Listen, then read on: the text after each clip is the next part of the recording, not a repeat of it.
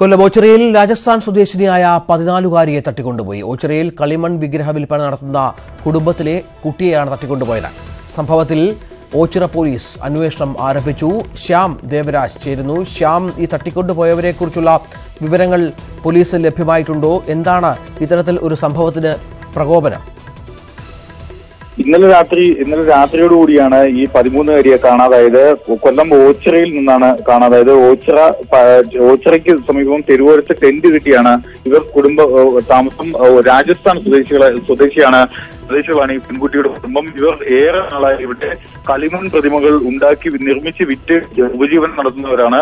ഈ കുടുംബത്തിലെ പെൺകുട്ടിയാണ് കഴിഞ്ഞ രാത്രിയോട് കാണാതായത്. സംഭവത്തിന് മുന്നിൽ 4-അംഗ സംഘമാണ് എന്നാണ് പോലീസ് സംശയിക്കുന്നത്. അത് സംബന്ധിച്ച സൂചനകളാണ് പോലീസിന് ലഭിച്ചിട്ടുള്ളതും. ഇവരെ കേന്ദ്രീകരിച്ച് അന്വേഷണം ആരംഭിച്ചിട്ടുണ്ട്. പക്ഷേ ഇവരുടെ പേര് വിവരങ്ങൾ പോലീസ് ഇതുവരെയും പുറത്തുവിട്ടില്ല. ഇവർ എവിടെയുണ്ട് അല്ലെങ്കിൽ എങ്ങോട്ടേക്കാണ് പെൺകുട്ടിയെ തട്ടിക്കൊണ്ടുപോയത് എന്നത് സംബന്ധിച്ചാണ് പോലീസ് ഇപ്പോൾ അന്വേഷിക്കുന്നത്. പോലീസ് ഇക്കാര്യത്തിൽ കേസെടുത്തിട്ടുണ്ട്. ഇന്ത്യൻ ശിക്ഷാ നിയമം അനുസരിച്ച് തട്ടിക്കൊണ്ടുപോകലിനാണ് കേസെടുത്തിരിക്കുന്നത്. മറ്റെന്തെങ്കിലും കുറ്റകൃത്യങ്ങൾ ഇതിന്റെ പിന്നിൽ ഉണ്ടോ എന്ന കാര്യവും പോലീസ് അന്വേഷിക്കുന്നുണ്ട്. ഇത് ഏത് സാഹചര്യത്തിലാണ് തട്ടിക്കൊണ്ടുപോയത് എന്നടക്കമുള്ള കാര്യങ്ങളാണ് ഓച്ചിറ പോലീസ് അന്വേഷിക്കുന്നത്. അതിന്റെ സംഭവത്തിൽ കേസെടുത്താണ് പോലീസ് ഇപ്പോൾ അന്വേഷണം ആരംഭിച്ചിരിക്കുന്നത്. ശ്യാം, ഇവർ ഈ പ്രദേശത്തെ സാമൂഹ്യ വിരുദ്ധരാണെന്ന് പറയുന്നു. ഒപ്പം ഈ പെൺകുട്ടി മാതാപിതാക്കൾക്കൊപ്പം ഉണ്ടായിരുന്ന സമയത്താണ് തട്ടിക്കൊണ്ടുപോയത്. ഈ തർക്കത്തിന് തുടക്കം എങ്ങനെയായിരുന്നു? ഈ ദൃക്സാക്ഷികളുടെ വിവരങ്ങൾ, അത്തരം കാര്യങ്ങൾ എന്തൊക്കെയാണ്? ഇവർ പ്രദേശത്ത് സാമൂഹ്യ വിരുദ്ധരാണ് എന്നാണ് നാട്ടുകാർ ഉൾപ്പെടെ അല്ലെങ്കിൽ പോലീസിൽ നിന്നും ഒക്കെ നമുക്ക് ലഭിക്കുന്ന വിവരം. കാരണം ഇവർ നിരന്തരമായി ക്രിമിനൽ കേസുകൾ പ്രതിയായിരുന്നു. സാമൂഹ്യ വിരുദ്ധ ശല്യം അല്ലെങ്കിൽ ഗുണ്ട സ്വഭാവമുള്ള ഗുണ്ടകളാണ് ഈ പ്രദേശത്തെ ഗുണ്ടകളാണ് ഇവർ 4 പേരും. പക്ഷെ ഇവരുടെ പേര് വിവരങ്ങൾ പോലീസ് വെളിപ്പെടുത്തിയിട്ടില്ല. കാരണം ഇത് സംബന്ധിച്ച് മറ്റെന്തെങ്കിലും ഇതിന് മുന്നോടിയായി ഈ തട്ടിക്കൊണ്ടുപോകലിന് മുന്നോടിയായി മറ്റെന്തെങ്കിലും സംഭവങ്ങളുണ്ടോ എന്ന കാര്യവും പോലീസ് അന്വേഷിക്കുന്നുണ്ട്. മാതാപിതാക്കൾ ഇത് സംബന്ധിച്ച് പരാതിയെ തുടർന്നാണ് പോലീസ് അന്വേഷണം ആരംഭിച്ചത്. പോലീസ് കേസ് ഇതിനകം തന്നെ രജിസ്റ്റർ. പക്ഷെ എന്തായാലും ഇവരെ സംബന്ധിച്ച് എന്തെങ്കിലും വിവരങ്ങൾ ലഭ്യമായിട്ടുണ്ടോ എന്ന കാര്യം പോലീസ് ഇതുവരെയും പുറത്തുവിട്ടിട്ടില്ല. ശരി ശ്യാം. യാക്കോബായ വിഭാഗവുമായുള്ള സർക്കാരിന്റെ ചർച്ച പൂർത്തിയായി. സഭാ തർക്കം തീർക്കാനാണ് സർക്കാർ ഉപസമിതിയെ വെച്ചിരുന്നത്. പ്രശ്നപരിഹാരത്തിന് തുടർ ചർച്ചകൾ നടത്താൻ തീരുമാനമായി. ചർച്ചയിൽ പങ്കെടുക്കാത്ത ഓർത്തഡോക്സ് സഭയുടെ നിലപാട് നിർഭാഗ്യകരമെന്ന് യാക്കോബായ സഭ പ്രതികരിച്ചു. കേരള ഗവൺമെന്റ് നിയമിച്ച ക്യാബിനറ്റ് സബ് കമ്മിറ്റിയുമായിട്ടുള്ള ചർച്ചയാണ് ഞങ്ങൾ യാക്കോബായ പ്രതിനിധികൾ ഇപ്പോൾ നടത്തിയിട്ട് ഇറങ്ങി വന്നത്. വളരെ സൗഹൃദമായിട്ട് എല്ലാ കാര്യങ്ങളും ചർച്ച ചെയ്തിട്ടുണ്ട്. തുടർ ചർച്ചകൾ ആവശ്യമായിട്ടുണ്ട്. അതിന് പിന്നീട് അവസരമുണ്ടാവും. ഇതിൻ്റെ അകത്തുള്ള പ്രശ്നങ്ങളെ സംബന്ധിച്ച് വളരെ വിശദമായിട്ടുള്ള വിശകലനങ്ങൾ ഉണ്ടായിട്ടുണ്ട്. അത് തീർച്ചയായിട്ടും നിർഭാഗ്യകരമാണ്. പ്രശ്ന പരിഹാരത്തിനായിട്ട് അവരുടെയും സഹകരണം ഉണ്ടാകണമെന്നുള്ളതാണ് ഇപ്പോഴും ഞങ്ങളുടെ നിലപാട്. ഏതായാലും ടി ജി സജിത്ത് ചേരുന്ന വിവരങ്ങളുമായി. സജിത്ത്, ഈ ചർച്ച അത് ഓർത്തഡോക്സ് വിഭാഗക്കാരുടെ സാന്നിധ്യമില്ലായിരുന്നു. അപ്പോൾ ഏത് തരത്തിൽ ഈ പ്രശ്നം പരിഹരിക്കും? എന്താണ് സർക്കാരിന്റെ മനസ്സിലുള്ളത്?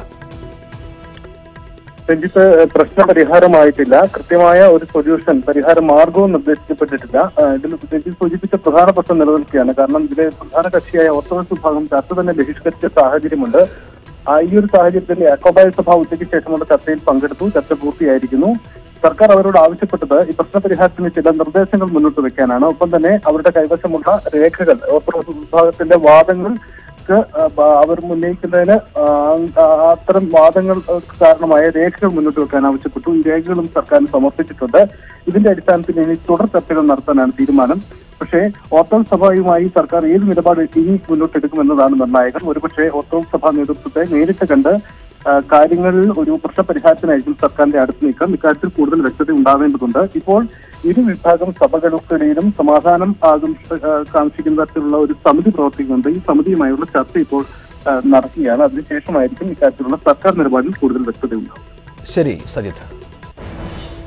നാടകാന്തം മുരളി.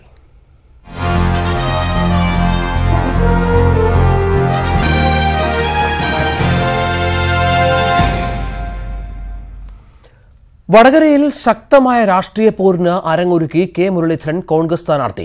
പി ജയരാജനെ നേരിടാൻ കരുത്തനായ നേതാവ് വേണം എന്ന് കേന്ദ്ര നേതൃത്വം കർശന നിലപാടെടുത്തോടെയായി മുരളീധരനെ തീരുമാനിക്കുകയായിരുന്നു. വയനാട്ടിൽ ടി സിദ്ദിഖും ആലപ്പുഴയിൽ ഷാനിമോൾ ഉസ്മാനും ആറ്റിങ്ങലിൽ അടൂർ പ്രകാശും തന്നെ മത്സരിക്കും. പ്രഖ്യാപനം ഇന്നുണ്ടായേക്കും. മുല്ലപ്പള്ളി രാമചന്ദ്രനും രമേശ് ചെന്നിത്തലയും ആവർത്തിച്ച് പറഞ്ഞിരുന്നതുപോലെ ഏറ്റവും കരുത്തനായ സ്ഥാനാർത്ഥിയാണ് വടകരയിൽ കോൺഗ്രസ് രംഗത്തിറക്കുന്നത്. കഴിഞ്ഞ ഒരാഴ്ചയായി സംഘർഷഭരിതമായ മുഖവുമായി മാധ്യമങ്ങളെ കണ്ട മുല്ലപ്പള്ളി രാമചന്ദ്രൻ കെ മുരളീധരന്റെ പേര് പറഞ്ഞപ്പോൾ നിറഞ്ഞു ചിരിച്ചു. മുരളീധരനുമായിട്ട് സംസാരിച്ച് അദ്ദേഹം സമ്മതിച്ചിരിക്കുന്നു. ഞാൻ ഏറ്റവും സന്തോഷവാനാണ്. എന്നെ ഹൈക്കമാൻഡിന്റെ തീരുമാനം കൂടി വന്നാൽ അദ്ദേഹം വടകരയിൽ സ്ഥാനാർത്ഥിയായിട്ട് മത്സരിക്കും. ഇതൊരു മാസ്റ്റർ സ്ട്രോക്കാണ്, സർജിക്കൽ സ്ട്രൈക്ക് മാത്രമല്ല. വടകരയിൽ നിരവധി പേരുകൾ പരിഗണിച്ചെങ്കിലും അതൊന്നും കേന്ദ്ര നേതൃത്വം അംഗീകരിച്ചില്ല. പി ജയരാജനെ നേരിടാൻ മുല്ലപ്പള്ളി രാമചന്ദ്രൻ തന്നെ ഇറങ്ങണമെന്ന് മുകുൾ വാസ്നിക് ഇന്നലെ നേരിട്ട് ആവശ്യപ്പെട്ടു. മത്സരത്തിനില്ലെന്ന നിലപാട് മുല്ലപ്പള്ളി ആവർത്തിച്ചതോടെ മുരളീധരന്റെ വിശ്വസ്തനായിരുന്ന അഡ്വക്കേറ്റ് പ്രവീൺ കുമാർ സ്ഥാനാർത്ഥിയാകുമെന്നാണ് രാവിലെ 10 മണിവരെ കോൺഗ്രസ് നേതാക്കൾ പറഞ്ഞിരുന്നത്. പൊടുന്നനെയാണ് മുരളീധരന്റെ പേര് നേതാക്കൾ തന്നെ സ്ഥിരീകരിച്ചത്. ഡൽഹിയിൽ തീരുമാനമെടുക്കുമ്പോൾ തിരുവനന്തപുരത്ത് ശശി തരൂറിന്റെ പ്രചാരണ യോഗത്തിൽ പ്രസംഗിക്കുകയായിരുന്നു മുരളീധരൻ. ആവേശത്തോടെയാണ് പ്രവർത്തകർ ആ വാർത്ത സ്വീകരിച്ചത്.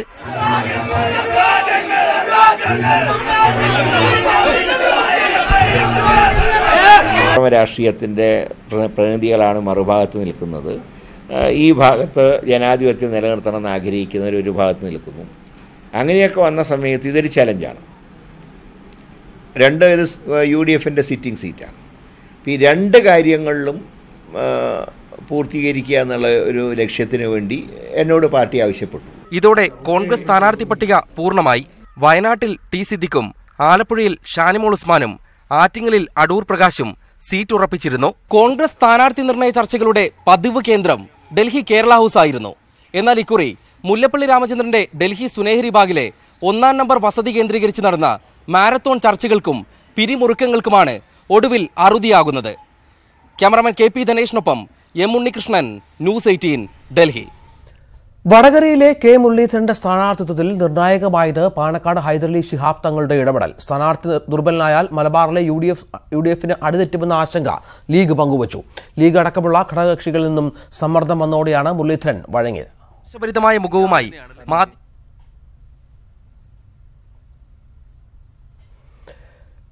കെ മുരളീധരന്റെ സ്ഥാനാർത്ഥിത്വം വെല്ലുവിളിയാകില്ലെന്ന് വടകരയിലെ LDF സ്ഥാനാർത്ഥി പി ജയരാജൻ. സീറ്റ് തർക്കത്തിനൊടുവിൽ കോൺഗ്രസിന് ഒരു സ്ഥാനാർത്ഥി വന്നുവെന്ന് മാത്രമേ ഉള്ളൂ.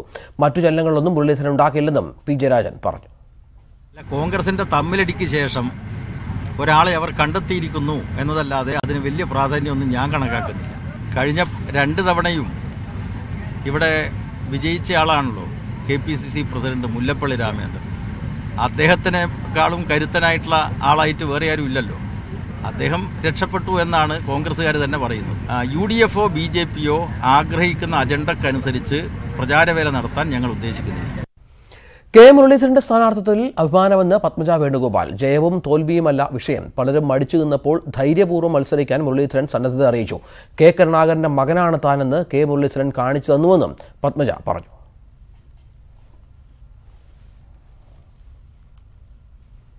പത്മജ വേണുഗോപാൽ ഇപ്പോൾ ന്യൂസ് 18നോടൊപ്പം ചേരുകയാണ്.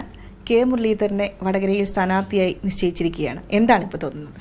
വളരെയധികം സന്തോഷവും അഭിമാനവും തോന്നി. കാരണം പലരും മടിച്ചു നിന്നൊരു സ്ഥലത്ത് വളരെ ധൈര്യപൂർവ്വം ഞാൻ നിൽക്കാമെന്ന് പറഞ്ഞ് മുന്നോട്ട് വന്നപ്പോൾ ഞാൻ എൻ്റെ അച്ഛനെയാണ് സത്യം പറഞ്ഞാൽ പെട്ടെന്ന് ആലോചിച്ചത്. കാരണം കോൺഗ്രസിനൊരു ക്ഷീണം വരുന്നത് അദ്ദേഹത്തിന് ഒരിക്കലും താങ്ങാൻ പറ്റുന്നൊരു കാര്യമില്ല. അപ്പം ആ അച്ഛൻ്റെ മകനാണ് താനെന്ന് ഒരിക്കൽ കൂടെ കെ മുരളീധരൻ തെളിയിച്ചു. വടകരയിലെ വിധിയെഴുത്ത് എന്തിനെ കുറിച്ചുള്ള വിധിയെഴുത്തായിരിക്കും ഉണ്ടാവുക? അക്രമ രാഷ്ട്രീയത്തിനെതിരെയുള്ള വിധിയെഴുത്തായിരിക്കും തീർച്ചയായിട്ടും. പ്രചാരണ രംഗത്ത് സജീവമായിട്ടുണ്ടാകുമോ? വടകര പോകേണ്ട ചുമതലയുണ്ട്. തീർച്ചയായിട്ടും ഞാൻ എൻ്റെ ചേട്ടന് വേണ്ടി പ്രവർത്തനത്തിന് പോവും. വിജയപ്രതീക്ഷ എങ്ങനെയാണ്?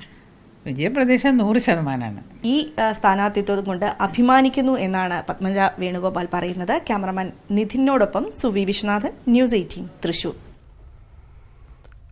അനിശ്ചിതത്വത്തിനൊടുവിൽ കെ മുരളീധരൻ വടകരയിൽ സ്ഥാനാർത്ഥിയായതോടെ ആവേശത്തിലാണ് കോൺഗ്രസ് പ്രവർത്തകർ. മുല്ലപ്പള്ളി പിൻവാങ്ങി ദുർബല സ്ഥാനാർത്ഥികളെ മത്സരിപ്പിക്കാനുള്ള നീക്കം കോൺഗ്രസ് പ്രവർത്തകരുടെ കടുത്ത എതിർപ്പിനെ തുടർന്നാണ് നേതൃത്വത്തിന് തിരുത്തേണ്ടി വന്നത്.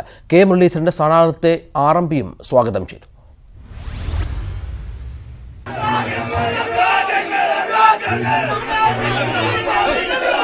ഇന്നലെ വരെ മ്ലാനമായിരുന്നു വടകരയിലെ UDF ക്യാമ്പ്. സ്ഥാനാർത്ഥികളായി ഉയർന്നുവന്ന ചില പേരുകൾക്കെതിരെ ആയിരക്കണക്കിന് ഇമെയിലുകൾ മണ്ഡലത്തിൽ നിന്ന് AICC ആസ്ഥാനത്തേക്ക് പ്രവഹിച്ചു. കരുത്തരെത്തിയില്ലെങ്കിൽ പൊട്ടിത്തെറിക്ക് കാത്തുനിന്ന മണ്ഡലത്തിൽ ഒടുവിൽ കെ മുരളീധരൻ എത്തുമെന്നറിഞ്ഞതോടെ കോൺഗ്രസ് പ്രവർത്തകർക്ക് ആവേശം അണപൊട്ടി.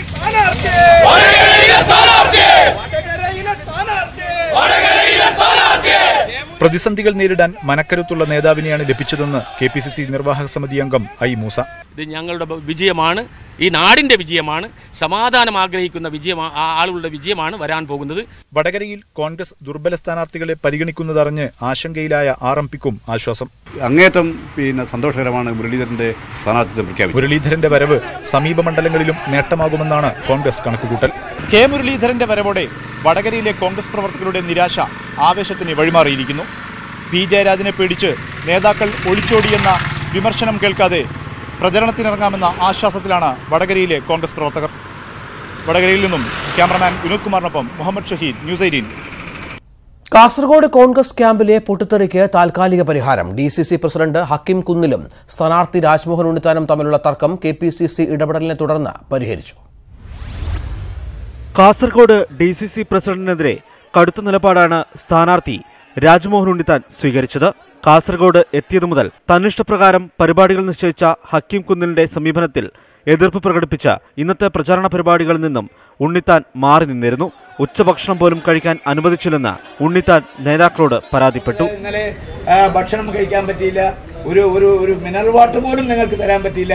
ഞാൻ അതീവ ദുഃഖിതനാണ് കാര്യത്തിൽ. കാരണം നമ്മളെല്ലാം മനുഷ്യരാണ്. വിഷയത്തിൽ ഇടപെട്ട സംസ്ഥാന നേതൃത്വം KP കുഞ്ഞിക്കണ്ണൻ, CK ശ്രീധരൻ എന്നിവരെ പ്രശ്നത്തിൽ ഇടപെടാൻ നിയോഗിച്ചു. കാസർഗോഡ് ഒരു പ്രശ്നമില്ല. ഞാൻ ഇന്നും കാസർഗോഡ് നേതാക്കന്മാരെയൊക്കെ സംസാരിച്ചിരുന്നു, സ്ഥാനാർത്ഥിയുമായിട്ട് സംസാരിച്ചിരുന്നു. അവിടെ എന്തെങ്കിലും ഒരു പ്രശ്നം ഉണ്ടായിട്ട് എനിക്ക് തോന്നുന്നില്ല. നിലപാട് തിരുത്തുന്നില്ലെങ്കിൽ മത്സരിക്കാനില്ലെന്ന് ഉണ്ണിത്താൻ അറിയിച്ചതോടെയാണ് സംസ്ഥാന നേതൃത്വം ഇടപെട്ടത്. അടിയന്തര യോഗത്തിൽ പ്രശ്നത്തിന് താൽക്കാലിക പരിഹാരമായി. UDF നിശ്ചയിക്കുന്നതനുസരിച്ച് പ്രചാരണം നടത്താൻ യോഗത്തിൽ ധാരണയായതായി ഉണ്ണിത്താൻ പറഞ്ഞു. നാളെ മുതൽ ഈ UDF കമ്മിറ്റി നൽകുന്ന ഷെഡ്യൂൾ അനുസരിച്ച് മാത്രമേ തെരഞ്ഞെടുപ്പ് പ്രവർത്തനം മുന്നോട്ട് നീങ്ങൂ. ന്യൂസ് 18 കാസർഗോഡ്. വയനാട്ടിൽ വിജയം ഉറപ്പെന്ന് UDF സ്ഥാനാർത്ഥി T സിദ്ദിഖ്. പ്രഖ്യാപനത്തിൽ അല്പം താമസമുണ്ടായതിനാൽ വടകരയിലടക്കം ശക്തരായ സ്ഥാനാർത്ഥികൾ വന്നു. തനിക്ക് വയനാട് സീറ്റ് നൽകാൻ ഉമ്മൻചാണ്ടി വാശി പിടിച്ചുവെന്നത് മാധ്യമ സൃഷ്ടി മാത്രമാണെന്നും T സിദ്ദിഖ് പറഞ്ഞു. അന്തരിച്ച കോൺഗ്രസ് നേതാവ് MI ഷാനവാസിന്റെ വീട്ടിൽ സന്ദർശനം നടത്തിയ ശേഷമായിരുന്നു സിദ്ദിഖിന്റെ പ്രതികരണം. വടകരയിലെ ഏറ്റവും പ്രഗത്ഭനായ സ്ഥാനാർത്ഥിയെ കിട്ടി, അതെല്ലാം പോസിറ്റീവായിരിക്കും. 2 ദിവസം കുറച്ച് മണിക്കൂറുകൾ വൈകിയത് ഒന്നും വയനാടിനെ തട്ടിയല്ല. മാധ്യമപ്രവർത്തകർ നേരത്തെ പറഞ്ഞത് ഉമ്മൻചാണ്ടി അവിടെ നിന്ന് പിണങ്ങി മടങ്ങി, പിന്നെ രമേശ് ചെന്നിത്തല മടങ്ങി, പിന്നെ അങ്ങോട്ട് വിളിപ്പിച്ചു, ഒരു CC മീറ്റിംഗിൽ ഗ്രൂപ്പ് തിരിഞ്ഞ് അടിയായിരുന്നു എന്നുള്ളതായിരിക്കുന്ന പല വാർത്തകളും വന്നു. ഇതൊന്നും ശരിയായിരുന്നില്ല. അർഹമായ പരിഗണന ലഭിക്കുമെന്ന് സോണിയാഗാന്ധി ഉറപ്പു നൽകിയതായി പ്രൊഫസർ KB തോമസ്. സോണിയാഗാന്ധിയുമായുള്ള കൂടിക്കാഴ്ചയ്ക്ക് ശേഷം സംസാരിക്കുകയായിരുന്നു അദ്ദേഹം. സീറ്റ് ലഭിക്കാത്തതിലെ വിഷമം അറിയിച്ചു. താൻ എന്നും കോൺഗ്രസ് കുടുംബത്തിലെ അംഗമാണ്. ഡൽഹിയിൽ തുടരാൻ സോണിയാഗാന്ധി നിർദ്ദേശിച്ചു എന്നും KB തോമസ് പറഞ്ഞു. എനിക്കുള്ളൊരു അംഗീകാരം പാർട്ടി നടത്തും എനിക്ക് ബോധ്യമുണ്ട്. എന്നോട് ഇവിടെ സ്റ്റേ ബാക്ക് ചെയ്യാൻ പറഞ്ഞിട്ടുണ്ട്. എനിക്ക് സീറ്റ് കിട്ടാത്തതിലല്ല, എന്നോടൊരു വാക്ക് പറയാമായിരുന്നു, പറഞ്ഞില്ല എന്നുള്ളതിന് എനിക്ക് സങ്കടമുണ്ട്. ഞാൻ ഈ കുടുംബത്തിലൊരാളാണ്. എല്ലാ ക്രൈസിസിലും കൂടെ നിന്നിട്ടുണ്ട്. ഞാൻ K കരുണാകരനോടൊപ്പം നിന്നൊരാളാണ്. കോൺഗ്രസ് ജയിച്ചു വന്നാൽ എവിടെ നിൽക്കുമെന്ന് ആർക്കും ഉറപ്പിക്കാൻ പറ്റില്ല എന്ന് മുഖ്യമന്ത്രി പിണറായി വിജയൻ. വക്താക്കൾ പോലും പാർട്ടി മാറുകയാണ്. മാറാതെ പാറ പോലെ ഉറച്ചു നിൽക്കുന്നത് ഇടതുപക്ഷം മാത്രമാണെന്നും പണമിട്ട് മൂടിയാലും മാറില്ല എന്നും തിരുവനന്തപുരത്ത് EMS അനുസ്മരണ പരിപാടിയിൽ മുഖ്യമന്ത്രി പറഞ്ഞു. കോൺഗ്രസ് ആണോ ജയിച്ചു വരുന്നത്, ആർക്കും ഉറപ്പിക്കാൻ പറ്റൂല എവിടെ നിൽക്കുന്നത്. അതല്ലേ ഇപ്പോഴുള്ള അവസ്ഥ. കോൺഗ്രസിന്റെ വക്താക്കളല്ലേ അപ്പുറം മാറിപ്പോകുന്നു. അപ്പൊ ഒരു കൂട്ടർക്ക് മാത്രമേ ഉറപ്പുള്ളൂ, അത് ഇടതുപക്ഷത്തിന്. നിങ്ങൾ പണം ഇങ്ങനെ ഇട്ട് മൂടിയാലും ഇടതുപക്ഷത്തിനൊരു മാറ്റമില്ല. അത് നല്ല പാറ പോലെ ഉറച്ചു നിൽക്കും. BJPയിലെ സ്ഥാനാർത്ഥി തർക്കത്തിൽ കടുത്ത അതൃപ്തി അറിയിച്ച RSS പത്തനംതിട്ടയിൽ K സുരേന്ദ്രനായി സമ്മർദ്ദം ശക്തമാക്കി. പത്തനംതിട്ടയ്ക്കായി അൽഫോൺസ് കണ്ണന്താനവും പിടിമുറുക്കുന്നുണ്ട്. സ്ഥാനാർത്ഥി പ്രഖ്യാപനം ഇന്നുണ്ടാകും. സ്ഥാനാർത്ഥി പട്ടിക പ്രഖ്യാപിക്കാൻ മണിക്കൂറുകൾ മാത്രം ബാക്കി നിൽക്കുമ്പോഴും BJPയിൽ തർക്കം തുടരുകയാണ്. വെട്ടലും തിരുത്തും നടത്തുന്ന സംസ്ഥാന നേതൃത്വത്തിന്റെ സമീപനത്തിൽ കടുത്ത അതൃപ്തി RSS BJP ദേശീയ നേതൃത്വത്തെ അറിയിച്ചു കഴിഞ്ഞു. പത്തനംതിട്ടയിൽ PS ശ്രീധരൻപിള്ളയ്ക്ക് പകരം കെ സുരേന്ദ്രനെ സ്ഥാനാർത്ഥിയാക്കണമെന്നാണ് RSS ആവശ്യം. ശോഭാ സുരേന്ദ്രന് സീറ്റ് നൽകാനും സമ്മർദ്ദം ചെലുത്തുന്നുണ്ട്. പത്തനംതിട്ട കിട്ടില്ലെന്ന് ഉറപ്പായാൽ അൽഫോൺസ് കണ്ണന്താനത്തെ നിർദ്ദേശിക്കാനാണ് ശ്രീധരൻപിള്ളയുടെ നീക്കം. കണ്ണന്താനവും സീറ്റിനു വേണ്ടി ദേശീയ നേതൃത്വത്തിൽ ശക്തമായി സമ്മർദ്ദം ചെലുത്തുന്നുണ്ട്. നിലവിൽ അൽഫോൺസ് കണ്ണന്താനത്തെ കൊല്ലത്തും കെ സുരേന്ദ്രനെ ആറ്റിങ്ങലിലുമാണ് പരിഗണിക്കുന്നത്. ഇഷ്ടസീറ്റില്ലെങ്കിൽ മത്സരിക്കില്ലെന്ന നേതാക്കളുടെ നിലപാട് നേതൃത്വത്തിന് തലവേദനയാണ്. പാലക്കാടില്ലെങ്കിൽ സീറ്റ് വേണ്ടെന്നറിയിച്ച ശോഭാ സുരേന്ദ്രനെ വടകരയിലും പരിഗണിക്കുന്നുണ്ട്. വൈകിട്ട് ചേരുന്ന പാർലമെന്ററി ബോർഡ് യോഗത്തിന് ശേഷം സ്ഥാനാർത്ഥി പ്രഖ്യാപനം ഉണ്ടാകും. ന്യൂസ് 18 ഡൽഹി. പത്തനംതിട്ട സീറ്റിൽ പരസ്യമായി അവകാശവാദം ഉന്നയിച്ച് കേന്ദ്രമന്ത്രി അൽഫോൺസ് കണ്ണന്താനം സ്വന്തം നാടും ഭാര്യയുടെ നാടുമുള്ള പത്തനംതിട്ടയിലാണ് മത്സരിക്കാൻ താൽപര്യമെന്ന് കേന്ദ്ര നേതൃത്വത്തെ അറിയിച്ചു. കൊല്ലം സീറ്റ് കിട്ടുന്നതിനേക്കാൾ ഭേദം മലപ്പുറമാണെന്നും കണ്ണന്താനം പരിഹസിച്ചു. ന്യൂസ് 18നോടാണ് മന്ത്രിയുടെ പ്രതികരണം. സംസ്ഥാന പ്രസിഡന്റ് PS ശ്രീധരൻപിള്ളയും ജനറൽ സെക്രട്ടറി കെ സുരേന്ദ്രനും പത്തനംതിട്ടയ്ക്ക് വേണ്ടി അവകാശവാദം ഉന്നയിക്കുന്നതിനിടെയാണ് അൽഫോൺസ് കണ്ണന്താനത്തിന്റെ പരസ്യ പ്രതികരണം. സ്വന്തം നാടും ഭാര്യയുടെ നാടും അവിടെയായതുകൊണ്ടാണ് പത്തനംതിട്ടയിൽ മത്സരിക്കാൻ താല്പര്യപ്പെട്ടത്. ഞാനൊരു കത്തോലിക്കനാണ്. അപ്പോൾ കാഞ്ഞിരപ്പള്ളി പൂഞ്ഞാർ മണ്ഡലങ്ങളില് നല്ല എണ്ണം കത്തോലിക്കരുണ്ട്. ബാക്കി എല്ലാ മതക്കാരും എനിക്ക് വേണ്ടി വോട്ട് ചെയ്യും. കാരണം ഞാനവിടെ പ്രവർത്തിച്ച് ഞാനവിടെ കാണിച്ചതാണല്ലോ. പിന്നെ എന്റെ ഭാര്യയാണെങ്കിൽ ഓർത്തഡോക്സ് കാരിയാണ്. വഴൂർ ഗ്രാമത്തിൽ നിന്ന് പഞ്ചായത്തിൽ നിന്നാണ് എന്റെ ഭാര്യ വന്നിരിക്കുന്നത്. അത് പത്തനംതിട്ട ജില്ലയിൽ പെട്ടതാണ്, പത്തനംതിട്ട മണ്ഡലത്തിൽ പെട്ടതാണ്. എനിക്ക് NSSുമായിട്ടും എനിക്ക് മാർത്തോമ പള്ളിയുമായിട്ടും പെന്തക്കോസ്റ്റ് ചോദിച്ചും അവിടുത്തെ പെന്തക്കോസ്റ്റ് പള്ളികൾ പലതുണ്ടല്ലോ, അവരുമായിട്ട് എല്ലാവരുമായിട്ടും നല്ല ബന്ധമുണ്ട്. ശബരിമല സമരം നയിച്ചു എന്നത് മാത്രമാകില്ല വോട്ട് ചെയ്യുമ്പോൾ ജനം മാനദണ്ഡമാക്കുക. മൊത്തത്തിലുള്ള പ്രവർത്തനമായിരിക്കും വിലയിരുത്തുക. കൊല്ലം ഉൾപ്പെടെയുള്ള മണ്ഡലത്തിൽ പേര് കേൾക്കുന്നുണ്ടല്ലോ എന്ന ചോദ്യത്തിന് കണ്ണന്താനത്തിന്റെ ഉത്തരം ഇങ്ങനെ: കൊല്ലം കിട്ടുന്നതിൽ മലപ്പുറം കിട്ടുന്നതാണ് എനിക്ക്. സ്ഥാനാർത്ഥി നിർണയത്തെ ചൊല്ലി BJPയിൽ തുടങ്ങിയ ഉൾപാർട്ടി കലഹം കൂടിയാണ് അൽഫോൺസ് കണ്ണന്താനത്തിന്റെ വാക്കുകളിലൂടെ പുറത്തുവരുന്നത്. News desk news 18. SDPIയുടെ വോട്ട് വേണ്ടെന്ന മുസ്ലിം ലീഗ് നിലപാടിനെ ചോദ്യം ചെയ്ത് SDPI സംസ്ഥാന നേതൃത്വം. മഞ്ചേശ്വരം അടക്കമുള്ള മണ്ഡലങ്ങളിൽ SDPIയുടെ വോട്ട് വേണ്ട നിലപാട് ബാധകമാണോ എന്ന് അബ്ദുൾ മജീദ് ഫൈസി ചോദിച്ചു. വിവാദ ചർച്ചയ്ക്ക് മുൻകൈയെടുത്തത് ലീഗാണെന്നും SDPI കുറ്റപ്പെടുത്തി. ലോക്സഭാ തെരഞ്ഞെടുപ്പിൽ ജനാധിപത്യ രാഷ്ട്രീയ സഭ ഇടതുമുന്നണിയെ പിന്തുണയ്ക്കുമെന്ന് CK ജാനു. ഇടതുമുന്നണിയുടെ ഇടപെടൽ പോലെ ഇരിക്കും സഹകരണമെന്നും ഇടതുമുന്നണി പല കാര്യങ്ങളിലും അവഗണിക്കുകയാണെന്നും ജാനു പറഞ്ഞു. വിനേഷ് കുമാർ തയ്യാറാക്കിയ റിപ്പോർട്ട്. JRP സംസ്ഥാന അധ്യക്ഷ CK ജാനു തെരഞ്ഞെടുപ്പിൽ എന്ത് നിലപാടാണ് സ്വീകരിക്കുക എന്നുള്ള കാര്യത്തെക്കുറിച്ച് വിശദീകരിക്കാൻ ഇപ്പോൾ നമ്മോടൊപ്പം ചേരുന്നുണ്ട്. നമസ്കാരം. ഈ തെരഞ്ഞെടുപ്പിൽ ഇടതുമുന്നണിയെ പിന്തുണയ്ക്കാൻ തന്നെയാണോ തീരുമാനം? ഞങ്ങൾ ഈ കഴിഞ്ഞ ഒരു 4-5 റൗണ്ട് ഇടതുമുന്നണിയായിട്ടുള്ള സജീവമായിട്ടുള്ള ഒരു ചർച്ച നടന്നിരുന്നു. ആ ചർച്ചയുടെ പശ്ചാത്തലത്തിൽ ഇടതുമുന്നണി ഞങ്ങളുടെ പാർട്ടിയുടെ നേതൃത്വത്തിൽ ഒരു ലെറ്റർ അവർക്ക് മുന്നണിയിൽ ഘടകകക്ഷിയായിട്ട് പരിഗണിക്കുന്നതിന് കൊടുക്കണം എന്നാവശ്യപ്പെട്ടിരുന്നു. അതിനനുസരിച്ച് ഒരു ലെറ്റർ ഞങ്ങൾ കൊടുത്തു. അതിനുശേഷം അവർ കൂടെ ഇടതുമുന്നണിക്ക് കൂടെ സഹകരിപ്പിക്കാൻ തീരുമാനിച്ചു. അത്തരം ഒരു തീരുമാനത്തിന്റെ അടിസ്ഥാനത്തിൽ അതിന് ശേഷം നടന്നിട്ടുള്ള നിരന്തരമായിട്ടുള്ള കമ്മ്യൂണിക്കേഷന്റെ ഒക്കെ അടിസ്ഥാനത്തിലാണ് ഇടതുമുന്നണിയായിട്ട് ഈ പാർലമെന്റ് ഇലക്ഷനിൽ സഹകരിക്കാൻ വേണ്ടിയുള്ള ഒരു തീരുമാനം ഇന്നത്തെ പാർട്ടിയുടെ എക്സിക്യൂട്ടീവ് കൗൺസിൽ യോഗം തീരുമാനമെടുത്തത്. അതിനനുസരിച്ചായിരുന്നു ഇന്ന് ഇടതുമുന്നണിക്ക് പിന്തുണ പ്രഖ്യാപിക്കുന്ന നിലപാട് പാർട്ടി സ്വീകരിച്ചത്. ഈ ഇടതുമുന്നണിയുടെ ഭാഗത്തുനിന്ന് ഒരു കൃത്യമായ ആശയവിനിമയം JRPയുമായി ഉണ്ടായില്ല എന്ന് കേൾക്കുന്നുണ്ട്. കൃത്യമായിട്ട് ഇപ്പോൾ തെരഞ്ഞെടുപ്പിൽ ഉള്ള സഹകരണവുമായി ബന്ധപ്പെട്ടുകൊണ്ട് ഓരോ മണ്ഡലങ്ങളിൽ എങ്ങനെ സഹകരിക്കും, ഇത്തരം കാര്യങ്ങളൊക്കെ ഇത് എത്രത്തോളം പിന്നെ നിങ്ങൾക്ക് ആ രീതിയിൽ നിങ്ങളെ ബാധിക്കുന്നുണ്ടോ, അല്ലെങ്കിൽ അവരുടെ ഭാഗത്തുനിന്ന് അത്തരത്തിലുള്ള ഒരു സഹകരണമില്ലായ്മ? അതൊരു പ്രശ്നമായിട്ട് ഞങ്ങളുടെ ഇടയിലുണ്ട്. ഇപ്പോൾ പല ജില്ലകളിലും അവർ ജില്ലയിലുള്ള ഞങ്ങളുടെ പ്രവർത്തകരെ വിളിക്കുകയും പരിപാടിയിൽ സഹകരിക്കണം, കൂടെ നിൽക്കണം എന്ന് ആവശ്യപ്പെടുകയും ചെയ്യുന്ന ഒരു സാഹചര്യം ഇപ്പോൾ ഉണ്ടായിട്ടുണ്ട്. എല്ലാ ജില്ലയിലും തന്നെ അത്തരം ഒരു നിലപാട് ഇടതുമുന്നണി ജനാധിപത്യ രാഷ്ട്രീയ പാർട്ടിയുടെ ആളുകളെ വിളിക്കുകയും ജില്ലാ പ്രവർത്തകരെ വിളിക്കുകയും സംസാരിക്കുകയൊക്കെ ചെയ്യുന്ന പ്രക്രിയ നടന്നിട്ടുണ്ട്. പക്ഷേ ഇപ്പോൾ ഞങ്ങൾ പാർട്ടി എന്നുള്ള നിലയിൽ കൃത്യമായിട്ടുള്ള ഒരു നിലപാടെടുത്ത് ജില്ലകളിലേക്ക് നിർദ്ദേശം കൊടുക്കുന്ന ഒരു കാര്യം ഞങ്ങൾ ഇതുവരെ ചെയ്തിരുന്നില്ല. ഇപ്പോൾ ഇന്നത്തെ മീറ്റിംഗിൽ അതും കൂടെ ചെയ്യുന്ന ഒരു സംഭവമാണ് നടക്കുന്നത്. ഇനിയിപ്പോൾ തുടർന്നുള്ള ഇലക്ഷൻ പോലെയുള്ള പ്രക്രിയയിൽ നിരന്തരമായിട്ടുള്ള ഞങ്ങളുടെ ഇടപെടലിനെ കുറിച്ച് അവരുമായിട്ട് നിരന്തരമായിട്ടുള്ള ഒരു കമ്മ്യൂണിക്കേഷന്റെ അടിസ്ഥാനത്തിലായിരിക്കും മുമ്പോട്ട് പോവുക. മഹാരാഷ്ട്രയിലെ കോൺഗ്രസ് നേതാവും പ്രതിപക്ഷ നേതാവുമായ രാധാകൃഷ്ണ വിഖെ പാട്ടീൽ പാർട്ടി വിട്ടു. രാജിക്കത്ത് പാർട്ടി അധ്യക്ഷൻ രാഹുൽ ഗാന്ധിക്ക് കൈമാറി. ധാർമ്മികത ഉയർത്തിപ്പിടിക്കാനാണ് രാജിയെന്ന് പാട്ടീൽ കത്തിൽ സൂചിപ്പിച്ചിട്ടുണ്ട്. വിഖെ പാട്ടീൽ ബിജെപിയിൽ ചേർന്നേക്കുമെന്നാണ് സൂചന. വിഖെ പാട്ടീലിന്റെ മകൻ സുജയ് കഴിഞ്ഞ ആഴ്ച ബിജെപിയിൽ ചേർന്നിരുന്നു. ഇതിനിടെ ത്രിപുരയിലെ ബിജെപി ഉപാധ്യക്ഷൻ സുബൽ ഭൌമിക് കോൺഗ്രസിൽ ചേർന്നു. ത്രിപുര വെസ്റ്റ് ലോക്സഭാ മണ്ഡലത്തിൽ നിന്നും മത്സരിച്ചേക്കുമെന്നാണ് സൂചന. ബാർക്കോഴ കേസിൽ KM മാണി നിശബ്ദത പാലിക്കണമെന്ന് ഹൈക്കോടതി. വിചാരണ കോടതി ഉത്തരവ് മാണിക്കെതിരല്ല. തുടരന്വേഷണത്തിന് സർക്കാരിൽ നിന്ന് അനുമതി തേടാൻ വിജിലൻസിനോട് ഉത്തരവിടുക മാത്രമാണ് കോടതി ചെയ്തത്. മാണി ഈ ഘട്ടത്തിൽ ഹർജി നൽകേണ്ട സാഹചര്യമില്ല. മാണിയുടെ ഇപ്പോഴത്തെ ഹർജി അപക്വമാണോ എന്നും ഹൈക്കോടതി വ്യക്തമാക്കി. വിചാരണ കോടതി വിധിക്കെതിരെ VS അച്യുതാനന്ദൻ നൽകിയ ഹർജിയും തുടരന്വേഷണം അനുവദിക്കരുത് എന്ന് ആവശ്യപ്പെട്ട് KM മാണി നൽകിയ ഹർജിയും വീണ്ടും പരിഗണിക്കുന്നതിനായി അടുത്ത മാസം 4 മാറ്റി.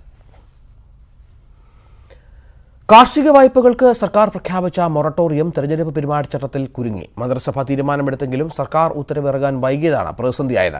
ഉത്തരവ് ഇറങ്ങിയില്ലെങ്കിലും കർഷകർക്ക് മൊറട്ടോറിയം ആനുകൂല്യം നഷ്ടമാവില്ലെന്ന് കൃഷിമന്ത്രിയും ധനമന്ത്രിയും ഉറപ്പു നൽകി. കാർഷിക വായ്പകൾക്ക് ഡിസംബർ 31 വരെ മൊറട്ടോറിയം ബാധകമാക്കി ഈ മാസം 5 മന്ത്രിസഭാ യോഗമാണ് തീരുമാനമെടുത്തത്. തെരഞ്ഞെടുപ്പ് പ്രഖ്യാപിച്ചത് മാർച്ച് 10 വൈകിട്ടും. 5 ദിവസം കിട്ടിയിട്ടും മന്ത്രിസഭാ തീരുമാനം ഉത്തരവായി ഇറങ്ങിയില്ല. ഇനി തെരഞ്ഞെടുപ്പ് നടപടികൾ പൂർത്തിയായാൽ മാത്രമേ ഉത്തരവ് ഇറക്കാനാകൂ. ഫലത്തിൽ ഈ കാലയളവിൽ ബാങ്കുകൾക്ക് ജപ്തി നടപടികളുമായി മുന്നോട്ടു പോകാം. എന്നാൽ ഉത്തരവിറങ്ങിയില്ലെങ്കിലും ആനുകൂല്യങ്ങൾ കർഷകർക്ക് കിട്ടുമെന്നാണ് കൃഷിമന്ത്രിയുടെ ഉറപ്പ്. ഉദ്യോഗസ്ഥന്മാരുടെ ഭാഗത്ത് എന്തെങ്കിലും വീഴ്ച ഉണ്ടായതുകൊണ്ട് ഈ മൊറട്ടോറിയത്തിന്റെ കാര്യത്തിൽ കൃഷിക്കാർക്ക് ഒരു പ്രശ്നം ഉണ്ടായിട്ടില്ല. കാരണം ഗവൺമെന്റ് മുഖ്യമന്ത്രിയുടെ നേതൃത്വത്തിൽ മന്ത്രിമാരും മറ്റു ഉദ്യോഗസ്ഥന്മാരുടെ നേതൃത്വത്തിൽ താഴെത്തട്ട് വരെ എത്തിച്ചു കഴിഞ്ഞിട്ടുണ്ട്. പ്രളയത്തോടനുബന്ധിച്ച് പ്രഖ്യാപിച്ച മൊറട്ടോറിയം ജൂലൈ 31 വരെ നിലനിൽക്കുമെന്നും അതിനാൽ ഇപ്പോഴത്തെ കാലതാമസം വിഷയമാകില്ലെന്നും ധനമന്ത്രി തോമസ് ഐസക്കും പറഞ്ഞു. ഉത്തരവ് സമയത്ത് ഇറങ്ങാത്തതുകൊണ്ട് ഒരു പ്രതിസന്ധിയും കാർഷിക മേഖലയിൽ സംജാതമാകുന്നതല്ല. മൊറട്ടോറിയം ജൂലൈ 31 തുടരും. അതിനുശേഷം നീട്ടുന്ന കാര്യം റിസർവ് ബാങ്കോട് ആലോചിച്ചിട്ട് പറയാമെന്ന ബാങ്കുകൾ പറഞ്ഞിരിക്കുന്നത്. അതിന്റെ അടിസ്ഥാനത്തിൽ സർക്കാരിന്റെ ഉത്തരവുണ്ട്. മന്ത്രിസഭാ തീരുമാനം ഉത്തരവാക്കുന്നതിൽ ഉദ്യോഗസ്ഥ തലത്തിൽ ഗുരുതര വീഴ്ചയാണ് ഉണ്ടായത്. ചീഫ് സെക്രട്ടറിയുടെ നടപടിയിൽ കൃഷിമന്ത്രിക്ക് കടുത്ത എതിർപ്പുണ്ട്. സംസ്ഥാനത്ത് കർഷക ആത്മഹത്യകൾ തുടരുന്ന പശ്ചാത്തലത്തിലായിരുന്നു തിടുക്കപ്പെട്ട് മന്ത്രിസഭ മൊറട്ടോറിയം പ്രഖ്യാപിച്ചത്. ന്യൂസ് 18 തിരുവനന്തപുരം. CBSE 9ാം ക്ലാസ് സാമൂഹ്യശാസ്ത്ര പുസ്തകത്തിൽ നിന്ന് നവോത്ഥാന ചരിത്രം ഒഴിവാക്കിയതിനെതിരെ തിരുവനന്തപുരത്ത് ചേർന്ന നവോത്ഥാന മൂല്യ സംരക്ഷണ സമിതി യോഗം പ്രമേയം പാസാക്കി. വിഷയത്തിൽ കേന്ദ്ര മാനവ വിഭവശേഷി മന്ത്രാലയത്തിനും NCERTയ്ക്കും പരാതി നൽകും. യോഗത്തിൽ മുഖ്യമന്ത്രി പിണറായി വിജയനും പങ്കെടുത്തു. നവോത്ഥാന മൂല്യ സംരക്ഷണ സമിതിയുടെ ആശയങ്ങൾ തെരഞ്ഞെടുപ്പിൽ പ്രതിഫലിക്കുമെന്ന് കൺവീനർ പുന്നല ശ്രീകുമാർ പറഞ്ഞു. തെരഞ്ഞെടുപ്പിൽ ശബരിമല ഒരു ഘടകമാകില്ലെന്നും അദ്ദേഹം പറഞ്ഞു. സമിതിയെ സംബന്ധിച്ചൊരു സ്വതന്ത്ര സംവിധാനം എന്ന നിലയിൽ ഔദ്യോഗികമായി തെരഞ്ഞെടുപ്പിൽ ഒരു നിലപാടുണ്ടാകില്ല എന്ന് തീരുമാനിച്ചിട്ടുണ്ട്. എന്നാൽ പ്ലാറ്റ്ഫോം പങ്കുവയ്ക്കുന്ന സംഘടനകൾക്ക് സ്വന്തം നിലയിൽ തെരഞ്ഞെടുപ്പിനെ സംബന്ധിച്ച നിലപാടുകളും അഭിപ്രായങ്ങളും ഉണ്ടാവും. അതിന്റെ സ്വാതന്ത്ര്യം നൽകിയിട്ടുണ്ട്. ഹൈക്കോടതി വിധി ലംഘിച്ചതിന് ശിക്ഷയായി പ്രീത ഷാജിയും ഭർത്താവും എറണാകുളം ജില്ലാ ജനറൽ ആശുപത്രിയിലെ കിടപ്പ് രോഗികളെ 100 മണിക്കൂർ പരിചരിക്കണമെന്ന് ഹൈക്കോടതി ഉത്തരവിട്ടു. ദിവസം 6 മണിക്കൂർ വീതമാണ് പരിചരിക്കേണ്ടത്. പരിചരണം നടത്തിയെന്ന് മെഡിക്കൽ സൂപ്രണ്ട് റിപ്പോർട്ട് നൽകണമെന്നും കോടതി ഉത്തരവിട്ടു. തേവര വൃദ്ധസദനത്തിലെ അന്തേവാസികളുടെ പരിപാലനം, കാക്കനാട് ചിൽഡ്രൻസ് ഹോമിലെ കുട്ടികളുടെ പരിചരണം, എറണാകുളം ജനറൽ ആശുപത്രിയിലെ കിടപ്പ് രോഗികളുടെ പരിചരണം എന്നിവയിലേതെങ്കിലും പ്രീത ഷാജിയെ ഏൽപ്പിക്കാമെന്ന് ജില്ലാ കളക്ടർ റിപ്പോർട്ട് നൽകിയിരുന്നു.